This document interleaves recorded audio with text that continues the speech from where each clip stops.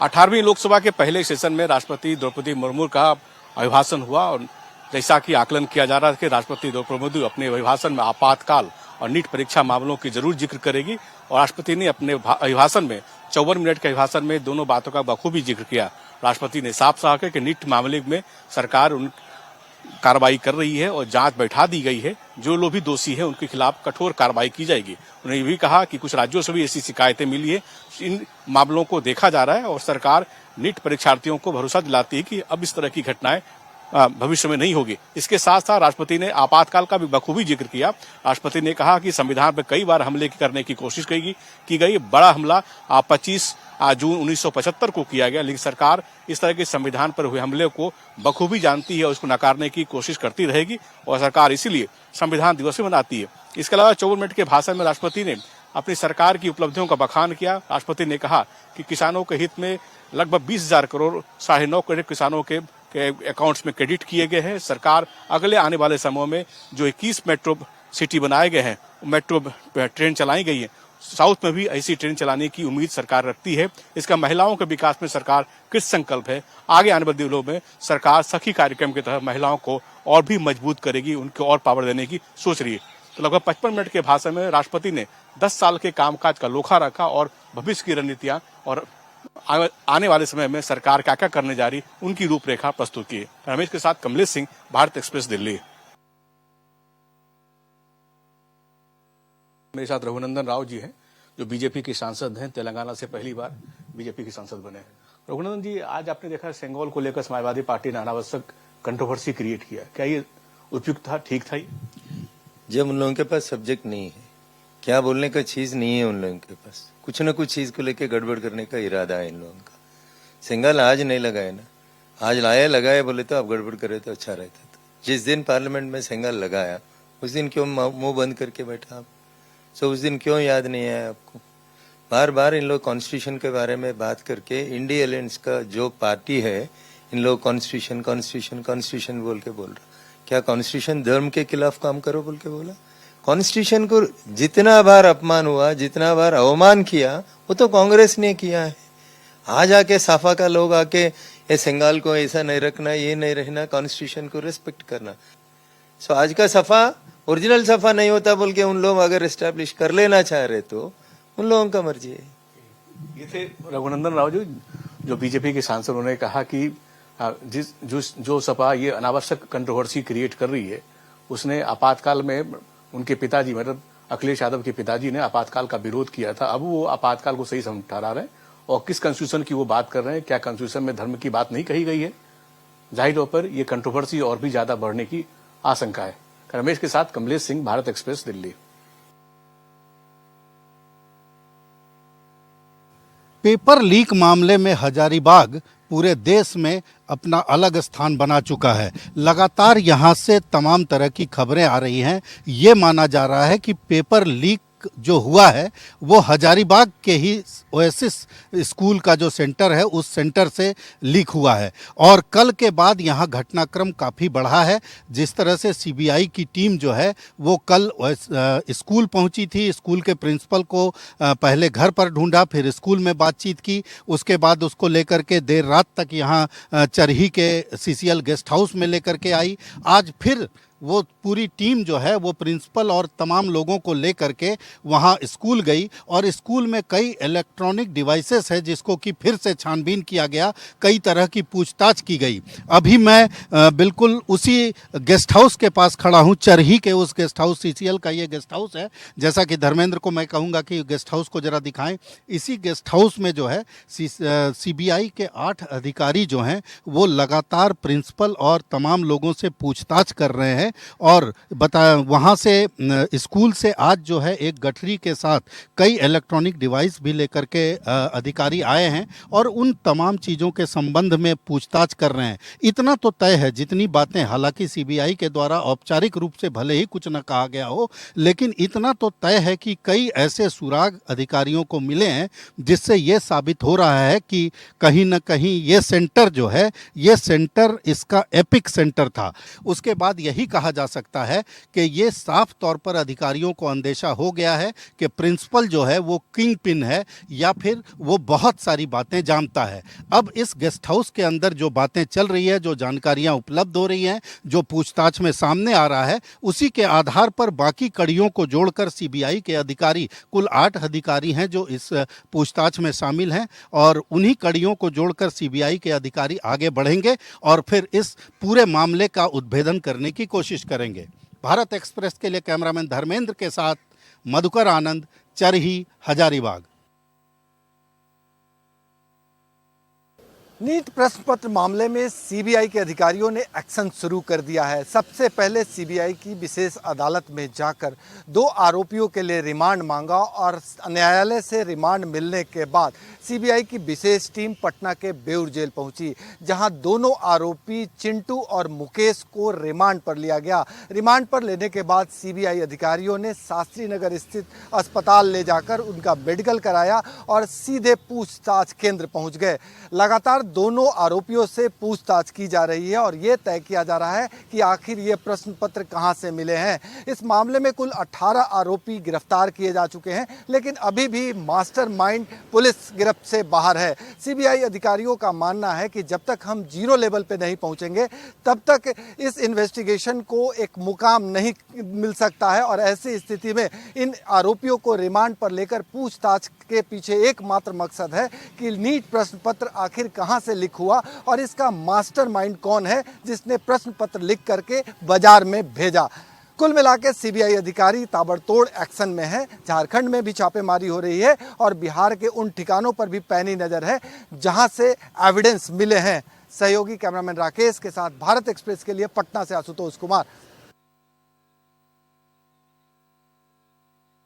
Paper leak मामले को लेकर यूथ कांग्रेस ने आज संसद घेराव का आह्वान किया है। जंतर मंतर में भारी संख्या में यूथ कांग्रेस के जो कार्यकर्ता है वो एकजुट हुए हैं और इनका दावा है कि वो संसद घेराव करेंगे। सरकार को जगाने की जरूरत है, क्योंकि जो पेपर लीक मामला हुआ है उसमें लाखों जो युवा हैं उनका भविष्य अंधकार में चला गया है, और नीट की परीक्षा दोबारा कराने की मांग को लेकर जो यूथ कांग्रेस के कार्यकर्ता हैं वो यहाँ पर इकट्ठे हुए हैं। जंतर मंतर में भारी संख्या में यहाँ पे यूथ कांग्रेस के कार्यकर्ताओं को आप देख सकते हैं, और लगातार इन लोगों की यही मांग है कि नीट की जो परीक्षा है उसको दोबारा कराया जाए, और ये जो लड़ाई है जब तक धर्मेंद्र प्रधान इस्तीफा नहीं देते हैं सड़क से लेकर संसद तक इसी तरह से लड़ाई लड़ी जाएगी। पहले इस बात का जिक्र भी राहुल गांधी कर चुके हैं कि जब तक इस पूरे मामले पर कार्रवाई नहीं होगी तब तक कांग्रेस पार्टी इस मामले को पुरजोर तरीके से सड़क से लेकर संसद तक उठाती रहेगी।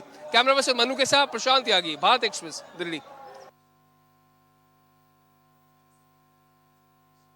महाराष्ट्र में विधानसभा का सत्र आज से शुरू हो गया है। पहले दिन ही विपक्ष ने सीढ़ियों के बाहर किसानों के मुद्दे को लेकर और कानून व्यवस्था को लेकर हंगामा खड़ा कर दिया। मुख्यमंत्री एकनाथ शिंदे और उप मुख्यमंत्री देवेंद्र फडणवीस जिस समय छत्रपति शिवाजी महाराज के स्टैच्यू पर माल्यार्पण करने पहुंचे, उसी समय विपक्ष ने उनके खिलाफ जमकर नारेबाजी की। वहीं सरकार ने भी साफ कर दिया है कि पिछले 2 साल से ज़्यादा समय से जब से एकनाथ शिंदे के नेतृत्व में सरकार बनी है, ऐसे में सभी के सभी निर्णय लिए जा रहे हैं जो आम लोगों के निर्णय हैं। बावजूद इसके विपक्ष सिर्फ हंगामा कर रहा है। यही नहीं, विधानसभा के भीतर भी हंगामा करने की कोशिश की गई। हालांकि पहले दिन का सत्र पहले ही स्थगित कर दिया गया। दूसरे दिन जिस तरीके से बजट पेश होना है, विपक्ष लगातार कह रहा है कि महाराष्ट्र की जनता को सरकार चॉकलेट देगी, क्योंकि पिछले 2 सालों में सरकार ने कुछ भी महाराष्ट्र की जनता के लिए नहीं किया है। वीडियो घनश्याम के साथ अभिषेक पांडे, भारत एक्सप्रेस, मुंबई। मध्य प्रदेश की छिंदवाड़ा जिले की अमरवाड़ा सीट पर विधानसभा उपचुनाव होने जा रहे हैं, जिसमें नाम वापसी के बाद अब 9 प्रत्याशी मैदान में बचे हुए हैं। मुख्य मुकाबला बीजेपी के कमलेश साहा और कांग्रेस के धीरन साहा के बीच माना जा रहा है। दोनों के बीच मुख्य मुकाबले को लेकर अब आरोप प्रत्यारोप के दौर शुरू हो गए हैं। वहीं बीजेपी और कांग्रेस लगातार धुआंधार प्रचार शुरू कर चुकी है। बीजेपी की तरफ से संगठन महामंत्री हितेंद्र शर्मा ने वहां पर टोली बैठ बैठकें करके वहाँ पर प्रचार किया और कार्यकर्ताओं से मुलाकात की। वहीं पीसीसी चीफ जीतू पटवारी कांग्रेस की तरफ से लगातार बैठकें कर रहे हैं और संगठन के लोगों से ये चुनाव जीतने की बात कर रहे हैं। दरअसल ये चुनाव जो है, उपचुनाव, वो कहीं ना कहीं दोनों पार्टियों के लिए प्रतिष्ठा का प्रश्न बन चुकी है, क्योंकि ये अभी जो सीट थी वो कांग्रेस के पास थी और कमलेश शाह वहाँ से कांग्रेस के विधायक थे, मगर कमलेश शाह लोकसभा चुनाव में इस्तीफा देकर बीजेपी में शामिल हो गए थे। लिहाजा अब इस सीट पर बीजेपी कब्जा करना चाहती है। अभी कुछ समय बाद, यानी कि विधानसभा शुरू होने से पहले ही सीएम मोहन यादव इस विधानसभा का दौरा करेंगे और वहां चुनाव प्रचार करेंगे। तो पीसीसी चीफ जीतू पटवारी के नेतृत्व में कांग्रेस चुनाव प्रचार कर रही है। वहीं अगर बीजेपी की तरफ से देखें तो सत्ता और संगठन दोनों मिलकर पूरा जोर लगाने की कोशिश कर रहे हैं कि अमरवाड़ा सीट उनके पक्ष में चली जाए। कैमरामैन मनीष के साथ भारत एक्सप्रेस के लिए भोपाल से अजय भटनागर। बीजेपी के नेता और एमएलसी संजय पासवान के बयान पर आरजेडी को बैठे बिठाए मुद्दा मिल गया है। बीजेपी के नेता और एमएलसी संजय पासवान ने कल एक बयान दिया था कि अगर नीतीश कुमार एनडीए के साथ नहीं होते तो बिहार में बीजेपी को सीटें जीतनी मुश्किल हो गई थी। तो इस बयान को लेकर के आरजेडी समर्थन तो जता रही है कि जो बयान संजय पासवान ने दिया है वो सच का है, लेकिन वहीं दूसरी तरफ अगर बात करें संजय पासवान की, तो संजय पासवान के इस तरह के बयान पे अभी तक बीजेपी की कोई प्रतिक्रिया नहीं है। संजय पासवान जो हैं वो एमएलसी हैं बीजेपी के, और जो 2024 का लोकसभा चुनाव हुआ था उसमें 10 सीटें ऐसे भी कम आई हैं बीजेपी को। और संजय पासवान का कहना है कि अगर नीतीश कुमार साथ नहीं होते तो सीटें नहीं आती और सीटें कम हो जाती बीजेपी को। तो बड़ा बयान बीजेपी के तरफ से, बीजेपी के नेता के तरफ से दिया गया है। कहीं ना कहीं बीजेपी के नेताओं को लग रहा है कि उनके वोटर जो है खिसक गए हैं, नीतीश कुमार के भरोसे बिहार में नैया पार लगी है। तो दूसरी तरफ वहीं भाई वीरेंद्र जो है इस पर चुटकी ले रहे हैं, जो मनेर के विधायक हैं आरजेडी के। उन्होंने कहा कि संजय पासवान ने सही बयान दिया है। वहीं जो पिछले सरकार का जो टेंडर है, महागठबंधन सरकार की जो टेंडर पास हुआ था उस पे सरकार ने जांच बैठाई है। उस पे भाई वीरेंद्र ने कहा कि जो गड़बड़ करने वाली सरकार है वो दूसरे के ऊपर क्या जांच बैठाएगी। कहीं ना कहीं ये जो जांच है वो वसूली की मंशा तय करती है कि वसूली करना है, इसलिए जांच बैठाया जा रहा है। तो बड़ा आरोप लगाया जा रहा है आरजेडी के तरफ से। पटना से भारत एक्सप्रेस के लिए ज्योति।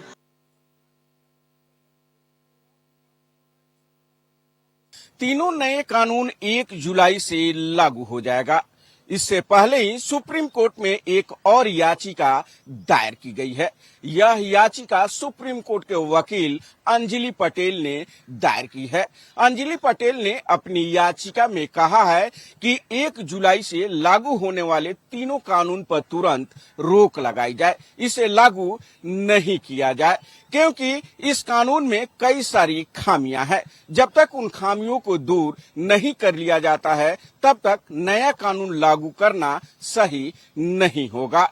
आपको बता दें कि इससे पहले भी सुप्रीम कोर्ट में नए कानून को लेकर याचिका दायर हो चुकी है, जिस याचिका में कहा गया था कि जब यह कानून लोकसभा और राज्यसभा से पास किया जा रहा था उस समय विपक्षी सांसदों को निलंबित किया गया था और बिना उनकी सहमति के यह कानून बनाया गया। यह बिल्कुल सही नहीं है। संवैधानिक रूप से इसे गलत करार दिया जाना चाहिए। इसी को लेकर याचिका पहले भी दायर की गई थी। इस नए कानून में महिलाओं और बच्चों पर होने वाले अपराधों को प्राथमिकता दी गई है। अगर इसको लेकर कोई एफआईआर दर्ज किया जाता है तो 2 महीने के भीतर जांच पूरी करनी होगी। साथ ही फॉरेंसिक रिपोर्ट और वीडियोग्राफी पर भी विशेष जोर दिया गया है और यह भी कहा गया है कि अब किसी को थाना जाने की आवश्यकता नहीं पड़ेगी।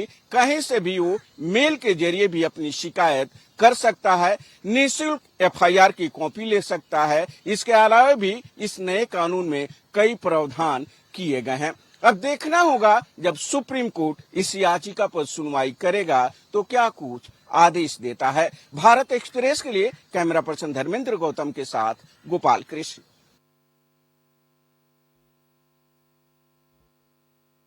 हरियाणा के मुख्यमंत्री नयाब सिंह सैनी आज गुरुग्राम दौरे पर रहे। मुख्यमंत्री नयाब सिंह सैनी ने आज गुरुग्राम में जहां door to door waste collection की 50 गाड़ियों को हरी झंडी दिखाकर रवाना किया, तो वहीं गुरुग्राम में कष्ट निवारण समिति की बैठक की अध्यक्षता की। इस बैठक में मुख्यमंत्री के समक्ष 20 समस्याओं को रखा गया, जिसमें से 19 समस्याओं का मुख्यमंत्री ने मौके पर ही समाधान कर दिया, जबकि एक समस्या के लिए डीसी की अध्यक्षता में एक कमेटी गठित कर दी गई। वहीं आपको बता दें कि मुख्यमंत्री के कड़े तेवर इस बैठक के दौरान नजर आए। मुख्यमंत्री ने एक पटवारी पर भी कार्रवाई की है। दरअसल पटवारी पर गलत पैमाइश करने के आरोप लगे, जिस पर मुख्यमंत्री ने कड़ी कार्रवाई करने के आदेश जारी कर दिए। वहीं आपको बता दें कि मुख्यमंत्री ने दावा किया है कि इस बार प्रशासन ने मानसून से निपटने के लिए तमाम तैयारियां कर ली हैं। वहीं दूसरी ओर गुरुग्राम में सफाई व्यवस्था को लेकर भी अधिकारियों को कड़े आदेश मुख्यमंत्री ने दिए हैं। मुख्यमंत्री ने इस दौरान कांग्रेस अध्यक्ष के बयान पर पलटवार करते हुए कहा कि कांग्रेस लोगों को गुमराह करने का काम करती है। कांग्रेस झूठ बोलकर राजनीति करती है और लोगों को गुमराह करने का काम कर रही है। गुरुग्राम से भारत एक्सप्रेस के लिए करण जयसिंह।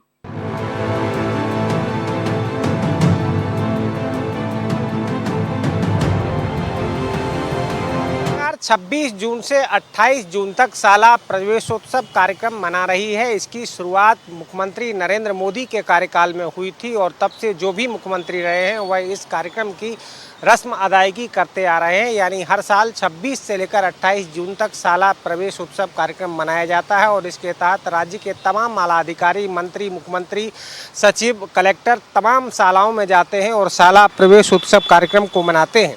इस कार्यक्रम का उद्देश्य मुख्यमंत्री नरेंद्र मोदी के कार्यकाल में यह था कि इससे ड्रॉप आउट रेशियो कम हो और स्कूली शिक्षा में लड़कियों की शिक्षा को बढ़ावा मिले। इस उद्देश्य के साथ साला प्रवेश उत्सव कार्यक्रम आयोजित किया गया था। तत्कालीन समय में ड्रॉप आउट रेशियो 20% था, जो घटते घटते 2024 तक आते आते 1% से कम रह गया है। लेकिन अब इस साला प्रवेशोत्सव कार्यक्रम को लेकर महज रस्म अदायगी नज़र आती है, क्योंकि राज्य में 40,000 से अधिक शिक्षकों की कमी है, तो दूसरी तरफ 38,000 वर्ग खंड की कमी है, यानी स्कूलों में कमरों की कमी है और 700 ऐसे स्कूल हैं जहां सिर्फ एक ही टीचर के भरोसे स्कूलों को चलाया जा रहा है। ऐसे में साला प्रवेशोत्सव के कार्यक्रम बेमानी नज़र आते हैं। अगर सही मायने में इंफ्रास्ट्रक्चर सही किया गया होता तो शायद साला प्रवेशोत्सव कार्यक्रम करने की राज्य सरकार को ज़रूरत नहीं रहती। अहमदाबाद में कैमरा पर्सन संजय कोष्टी के साथ अरविंद शर्मा, भारत एक्सप्रेस। शिव नारायण बाथम नाम के 42 वर्षीय व्यक्ति का लीवर पूरी तरह से ख़राब हो गया था और डॉक्टर ने कहा था कि 15-20 दिन में यदि लीवर ट्रांसप्लांट नहीं होता है तो उनकी जान पर बनाएगी। ऐसे में शिव नारायण की 5 में से सबसे बड़ी बेटी प्रीति आगे आई और उसने इच्छा जाहिर की, लेकिन परिवार वालों की इच्छा थी कि कोई और दान दे, लेकिन कोई और दानदाता नहीं मिलने के चलते प्रीति को हाईकोर्ट की शरण लेना पड़ी और हाईकोर्ट से अनुमति के बाद मेडिकल बोर्ड से अनुमति ली गई और उसके बाद सभी जगह से अनुमति मिलने के बाद प्रीति अपने पिता को लीवर ट्रांसप्लांट कर पाएगी। ऐसे कई उदाहरण हैं जिसमें बच्चे अपने माता पिताओं के लिए त्याग करते हैं, लेकिन इस तरह का नाबालिग द्वारा त्याग का उदाहरण संभवतः पहली बार देखा जा रहा है। कैमरामैन इमरान खान के साथ जय व्यास, भारत एक्सप्रेस, इंदौर। वाराणसी में देश का पहला अर्बन रोपवे ट्रांसपोर्ट सिस्टम शुरू करने के लिए कवायद तेज हो गई है। यहाँ पर लगातार ये कोशिश की जा रही है कि देव दीपावली तक वाराणसी में रोपवे प्रोजेक्ट का पहला चरण शुरू कर दिया जाए। इसके लिए बहुत तेजी से काम शुरू कर दिया गया है। 644 करोड़ की लागत से देश का पहला रोपवे प्रोजेक्ट वाराणसी में तैयार हो रहा है, जिसमें 5 स्टेशन बनाए जा रहे हैं। कैंट रेलवे स्टेशन से लेकर गदौलिया तक करीब 4.25 किलोमीटर तक बनने वाले इस रोपवे प्रोजेक्ट के लिए अब मॉनिटरिंग भी हाई लेवल से शुरू कर दी गई है। प्रधानमंत्री कार्यालय से लेकर शहरी विकास मंत्रालय तक की टीम लगातार रोपवे प्रोजेक्ट की मॉनिटरिंग कर रही है। इसके लिए 5 स्टेशन का निर्माण कार्य अब तेज कर दिया गया है। बताया यह भी जा रहा है कि इस स्टेशनों को क्रियान्वित कर दिया जाएगा और प्रयास यह है कि देव दीपावली तक इसका प्रथम चरण शुरू कर दिया जाए, जिससे करीब 3.5 किलोमीटर तक की यात्रा लोगों को करीब 16 मीटर में पूरी करने की सहूलियत मिलेगी। वाराणसी की दिनों दिन जटिल होती जा रही ट्रैफिक जाम की समस्या का निजात दिलाने के लिए रोपवे प्रोजेक्ट को महत्वपूर्ण बताया जा रहा है। कैंट स्टेशन से लेकर गोदौलिया चौराहे तक करीब 3.25 किलोमीटर की यह दूरी करीब 16 मिनट में तय की जाएगी, और जो वर्तमान में करीब 1 घंटे में तय होती है। ऐसे में रोपवे प्रोजेक्ट चालू हो जाने से लोगों को काफ़ी सहूलियत मिलेगी। इस रोपवे प्रोजेक्ट की खास बात यह है कि ये ज़मीन से करीब 50 मीटर ऊपर होगा और एक बार में एक तरफ से करीब 3000 यात्री इसमें यात्रा कर सकेंगे। इसमें जो गंडोला लगाए जाएंगे उसमें एक गंडोला में 10 यात्री रोपवे की सुविधा ले सकेंगे। तो ऐसे में अब ये कोशिश है कि लगातार तेज गति से इस प्रोजेक्ट को पूरा किया जाए और देव दीपावली तक इसके पहले चरण को पूरा किया जाए। वाराणसी से सौरभ अग्रवाल, भारत एक्सप्रेस।